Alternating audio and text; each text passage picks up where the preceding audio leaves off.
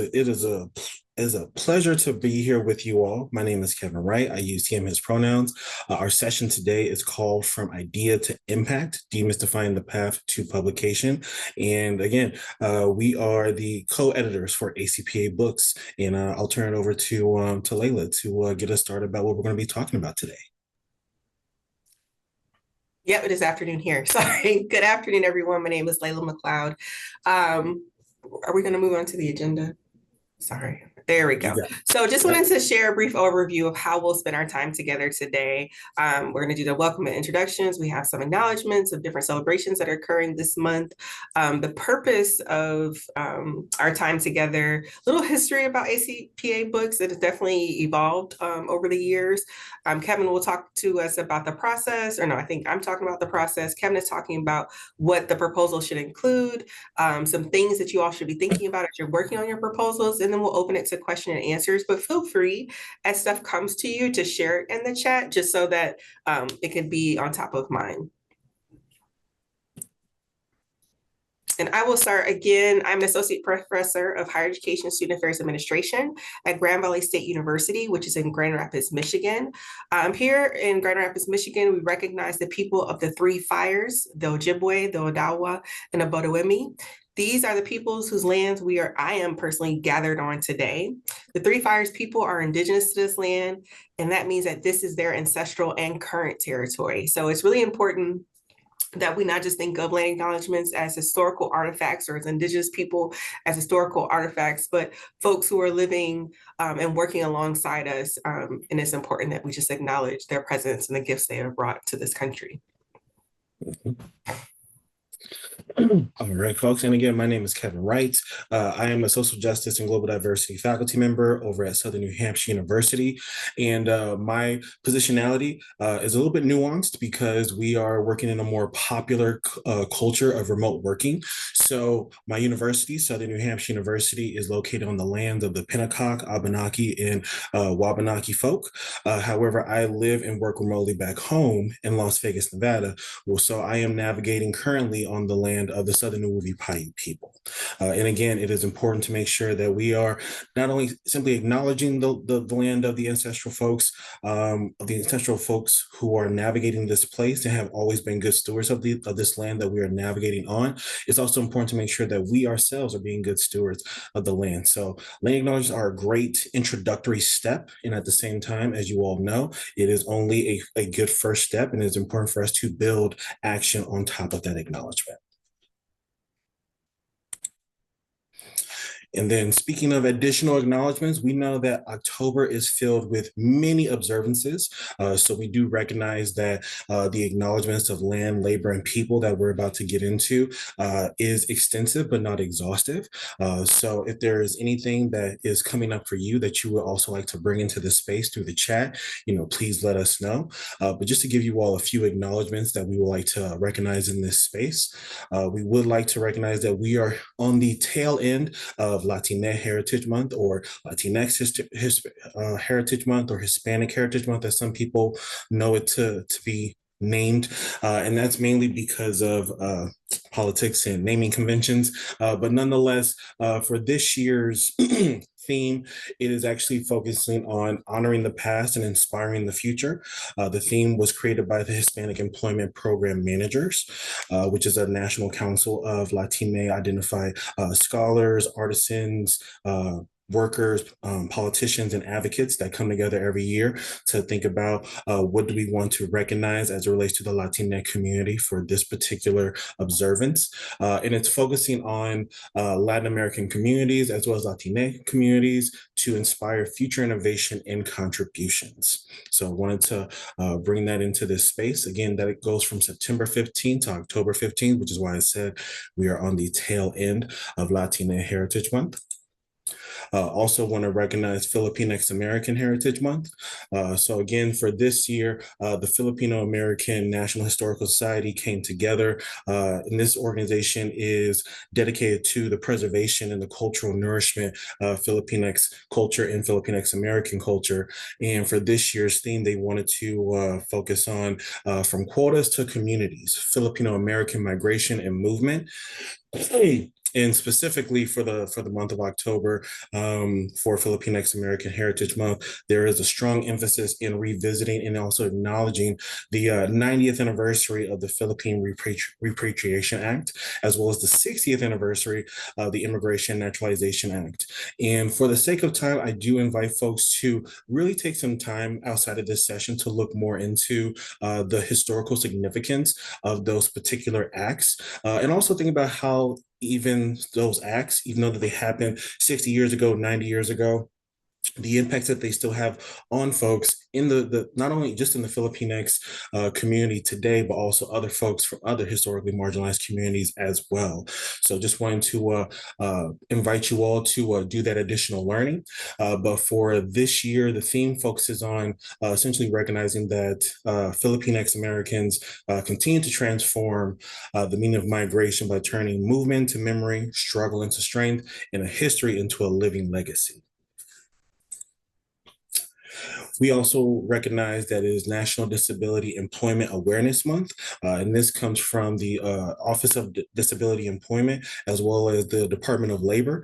This year's theme is celebrating value and talent, so making sure that we're taking the time to properly recognize that folks with physical, visible, and non-visible disabilities are being properly recognized in the workplace, not only in the month of October, but every single day, and also recognizing the value that they bring into the workplace as well as all spaces and the talents that they possess, not just for the sake of producing labor, but the talents that they have for the sake of benefiting and bettering society, culture in different spaces.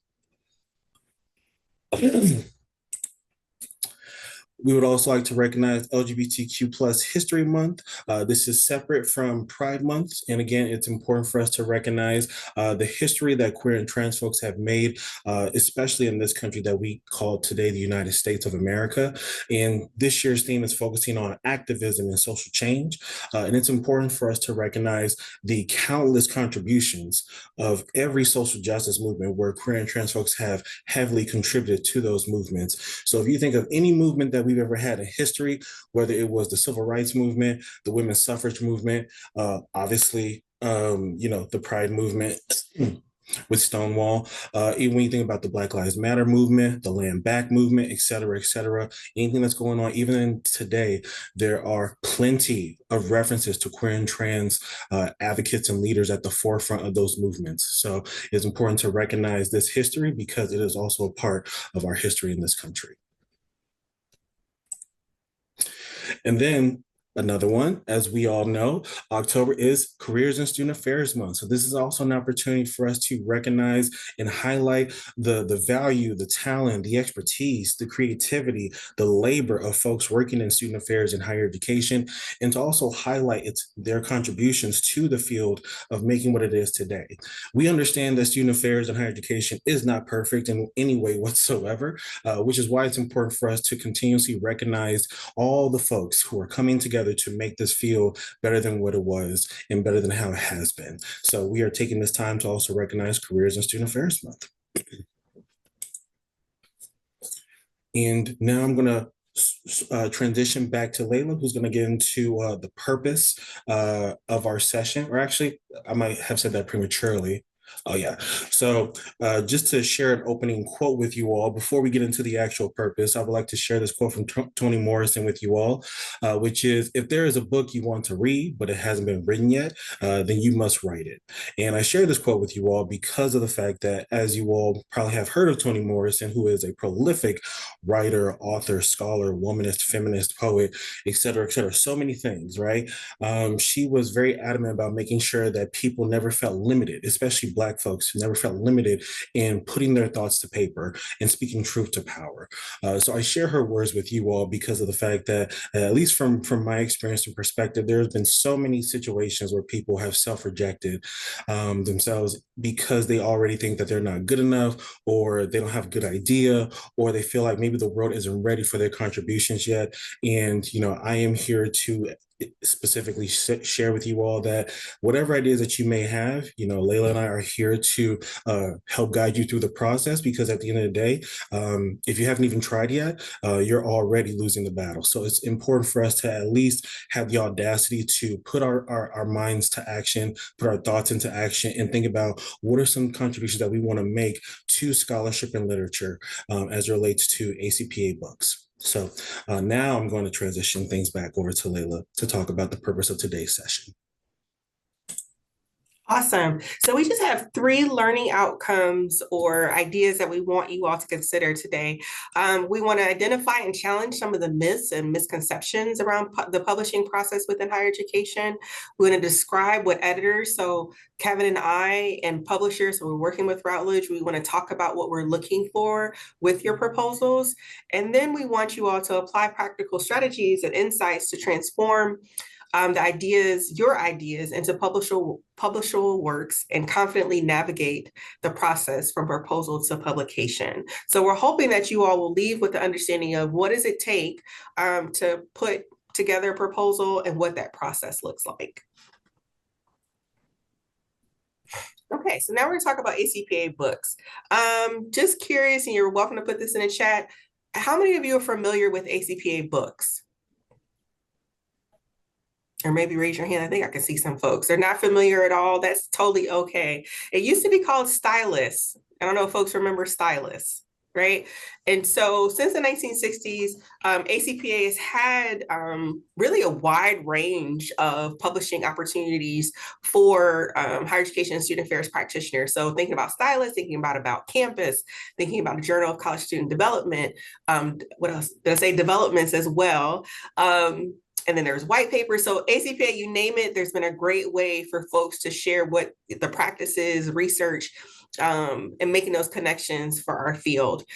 Recently, we've moved to working with Routledge. I said we as if I had some part about it, but as ACPA member, I'll say we. To kind of strengthen the relationship between theory and practice and theory. Right? So this idea that how do we make sure that the great scholarship, the great work that's happening within our association on campuses across the world is put into a digestible format. So we currently, as co-editors of ACPA books, are thinking about how can we make sure that we're not just filling books with information that's already been talked about, but stuff that's relevant to the world that we're experiencing now, particularly within higher education student affairs. How do we make sure that practitioners, scholars, students alike are equipped with the information necessary to do the work that we do in our field? So I do think this is important to kind of highlight that ACPA books is geared towards higher education student affairs professionals, right? That is the crux of the work that we're putting out there, folks that are interested in our particular field. Okay, so now we're going to talk about the proposal process. Okay, I see some folks remember Stylus. So what happens?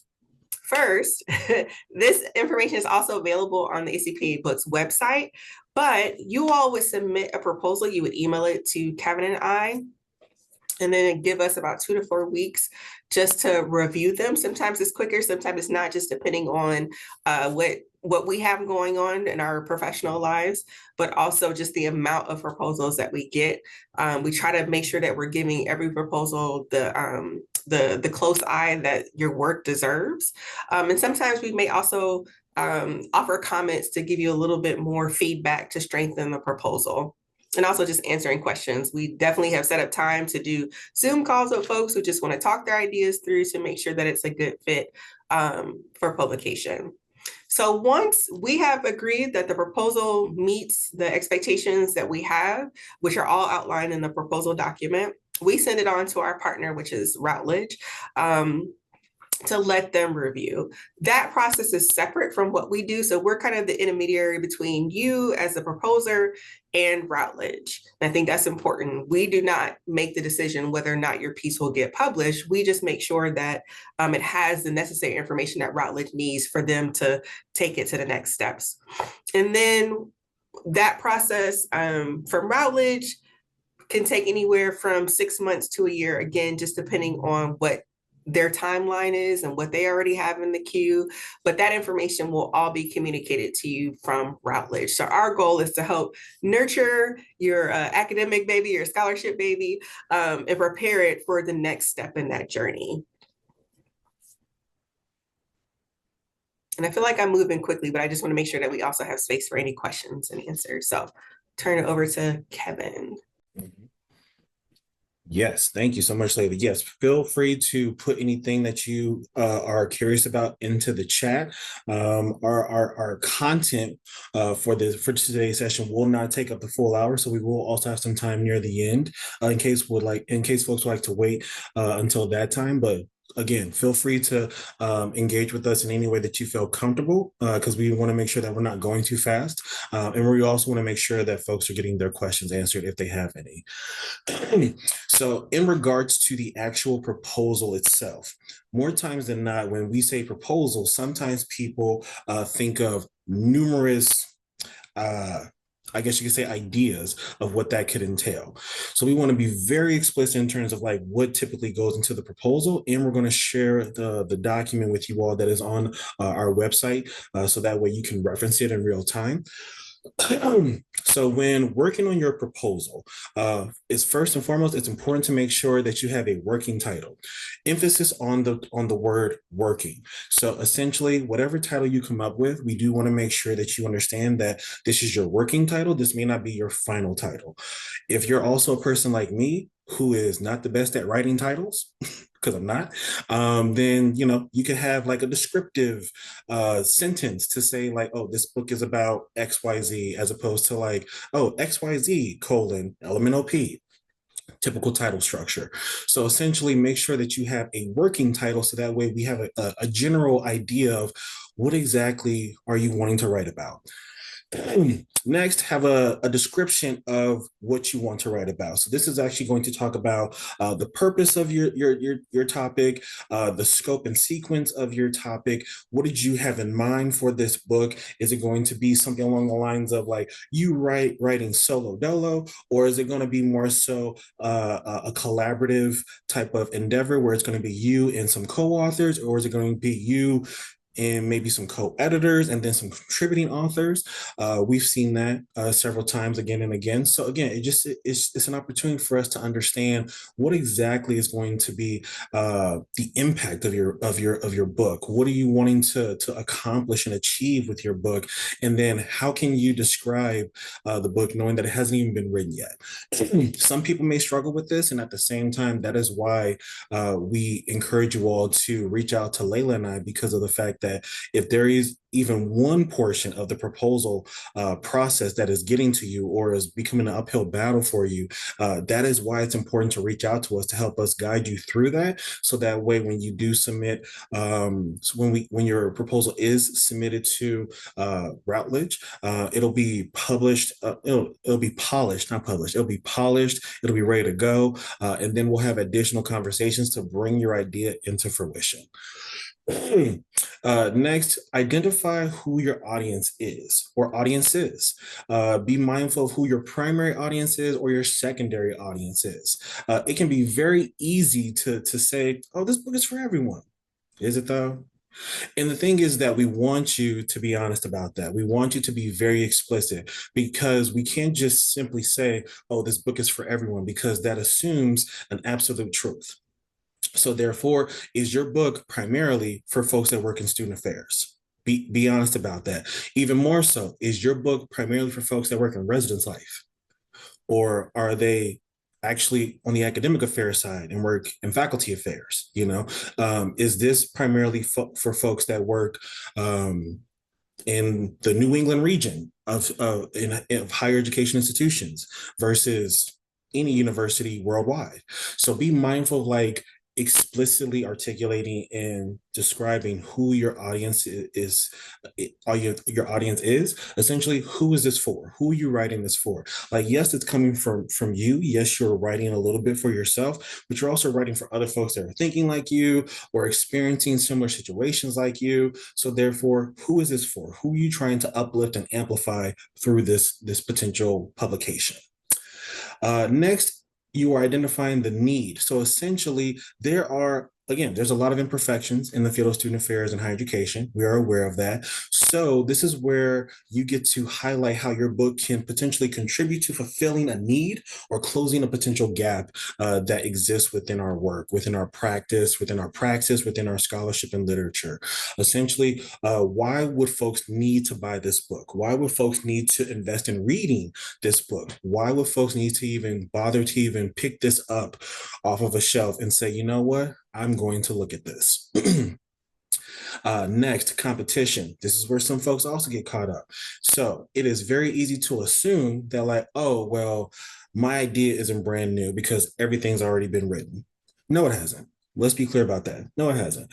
Secondly, when we talk about competition, we want you to basically acknowledge what are some other pieces of scholarly work or literature that also exist.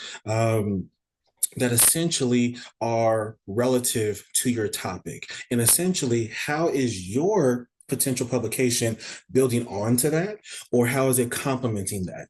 So again, there have been times where maybe a person wants to rewrite Pedagogy of the Oppressed. Why? I don't know. But that's your business, right? And at the same time, you got to think of it like this. Are you building off of Paulo Freire's work? Are you complementing Paulo Freire's work and then bringing something new into the fold? Or are you essentially spending over 100 plus pages regurgitating Paulo Freire's work in a different type of language and sentiment?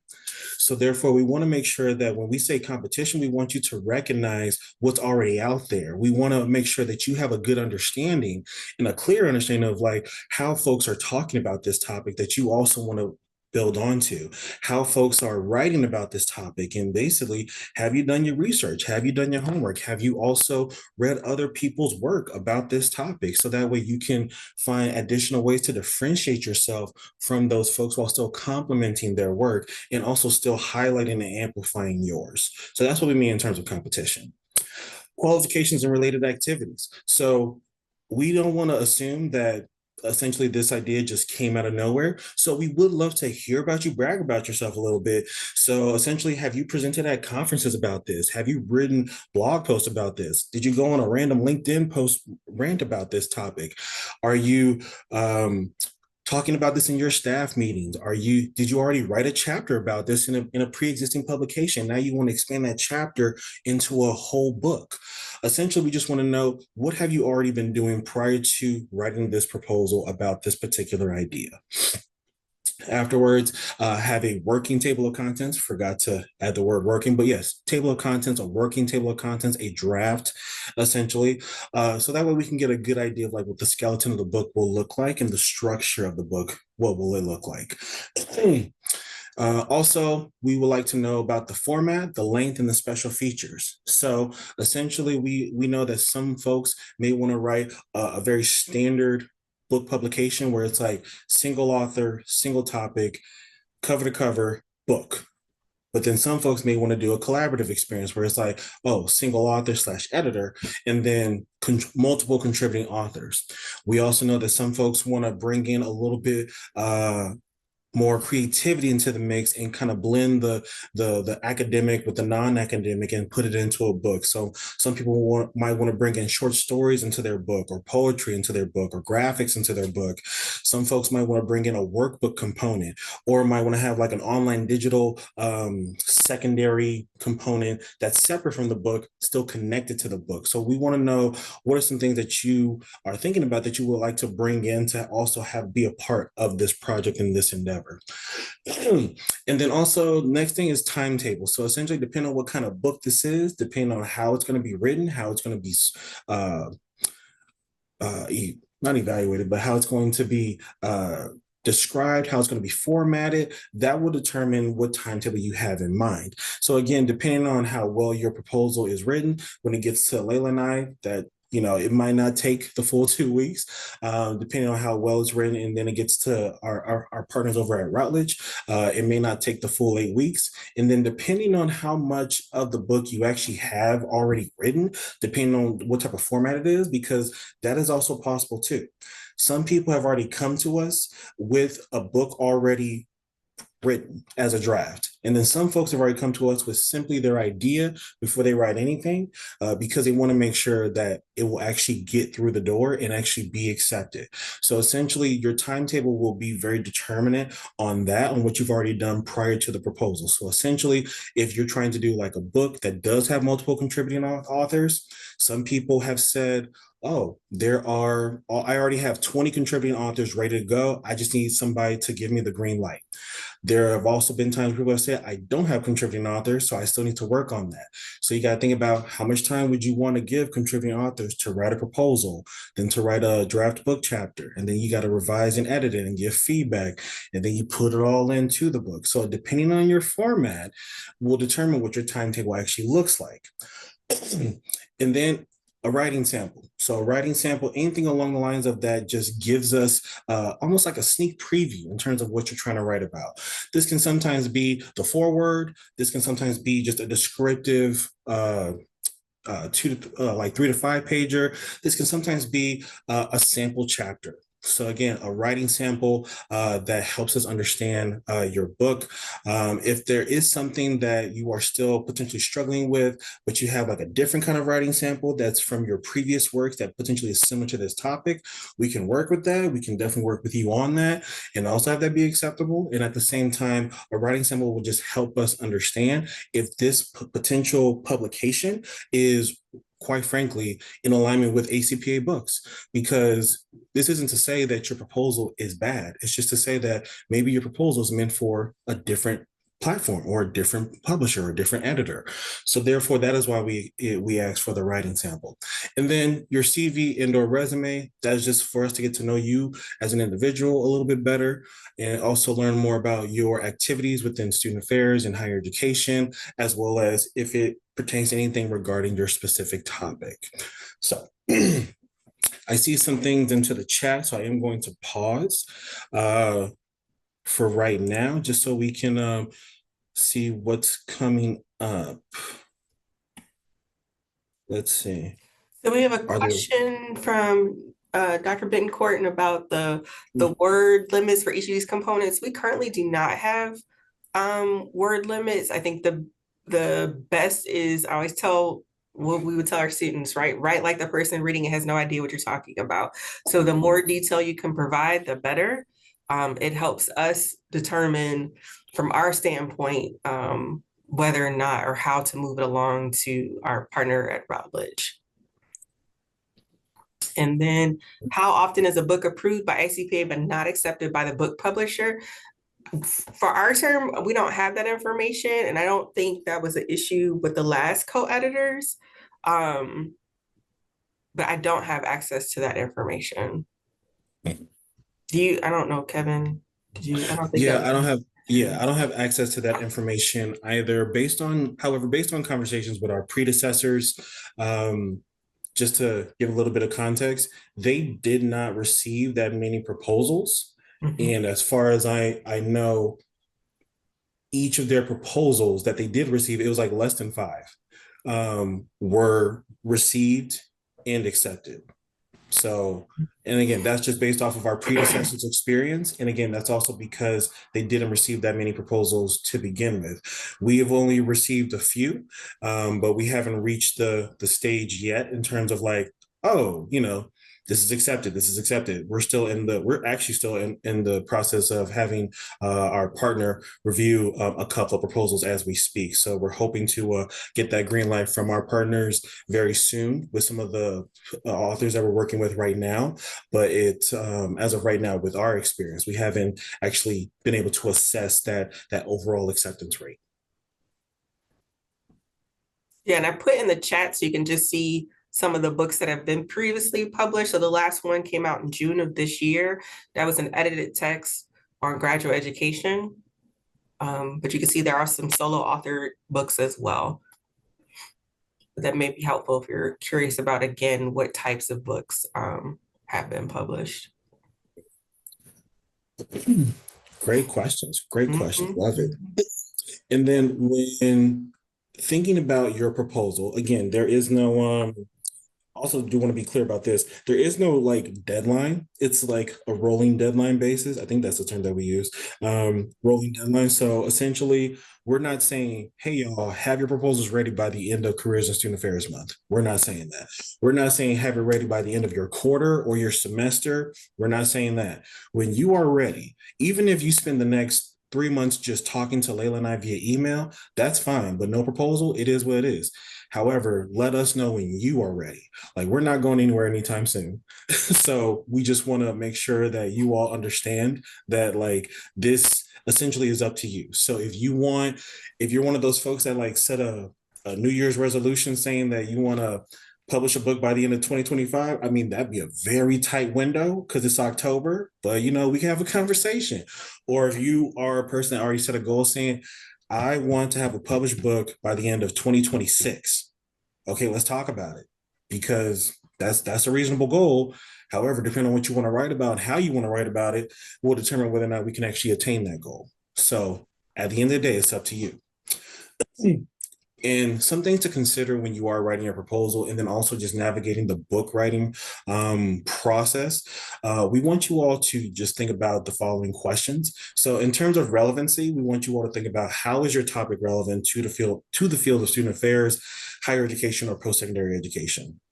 The reason why we ask this question is because we want you all to understand that at the end of the day, we are ACPA Books. We are the co-editors of ACPA Books. We are working with partners at Routledge that is publishing scholarship as it pertains to the field of student affairs and higher education. To be very clear and very frank, we have received, I think, only one proposal so far, correct me if I'm wrong, Layla, where we actually were scratching our heads and wondering, like, what does this have to do with student affairs? Now, that isn't to say that it was a bad proposal. It's just that it was in alignment with what we're doing.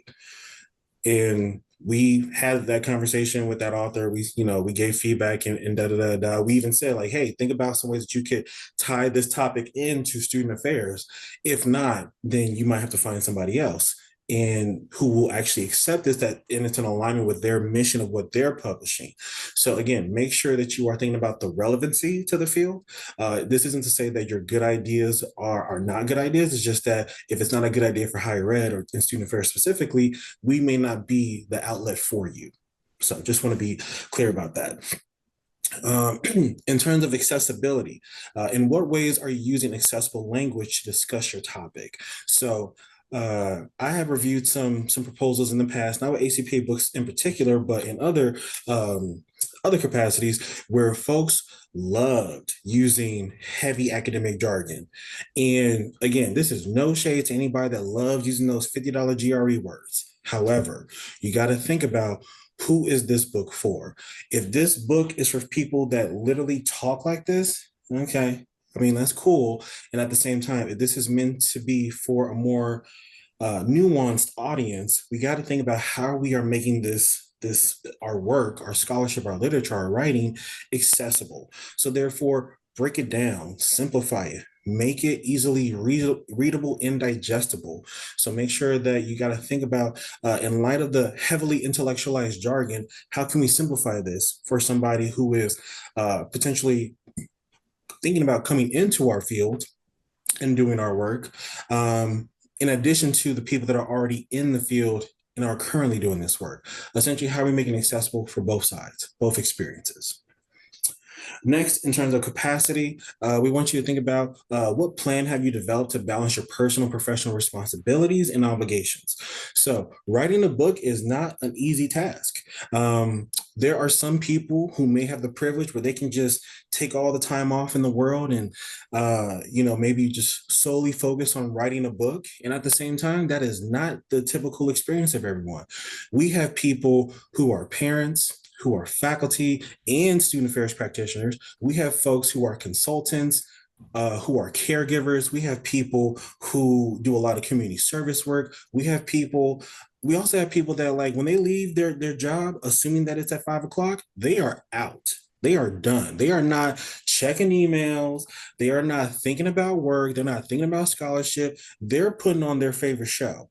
right? They're drinking their favorite beverage, they're eating their favorite meal, and they are just chilling, right? And that's okay too. So you got to think about, at the end of the day, what type of plan have you developed to make sure that you can actually make time for this? Because one of the things that I have seen specifically when it comes to the book writing process is that a person will get through the proposal process easy.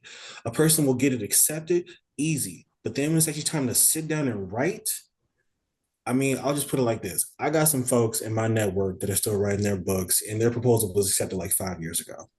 And that's no shade to them. It's just that life has happened to them in different ways. And at the same time, there were some things that they could have prevented from happening had their time management just been a little different and a little bit better. So therefore, make sure that you are actually thinking about the literal time and labor and effort and brain capacity that is going to go into this. And then intentionality. So again, we're going back to the initial question from the previous slide, who is this for? Sometimes people get into the book writing world, if you will, because they're trying to make a lot of money. So just so we're clear, if that's your intention, you don't want to do this. If you're trying to make a lot of money, you don't want to work with ACPA books. I'm just being honest. And then also some people are coming into the book writing world because they're trying to beef up their resume or their CV. No shade to those folks either. And at the same time, if that's your intention, you got to really be critical about the fact that if this is actually the right and appropriate time for you to write a book, because at the end of the day, it's not just solely about you. It's not just solely about the book. It's about the impact of the book and who it has impact on. Like, yeah, that additional bullet point on your resume and your CV is going to look cute, on paper. And at the same time, there has to be something more than just a bullet point that comes from this. So think about who this is for, what this is for, and the impact that you're trying to make. I'm going to pause again because I see some more questions into the chat. Layla, what we got? So, Bridget, I hope I'm pronouncing your first name correctly. Bridget just said samples of timelines to show the difference between someone who has a lot written versus not a lot written. And I want to say most of the timelines, and I pulled some of them up, are a year out. And I always say with writing, to Kevin's point earlier, to just have more buffer, because I feel like it is always going to take you more time than you initially planned.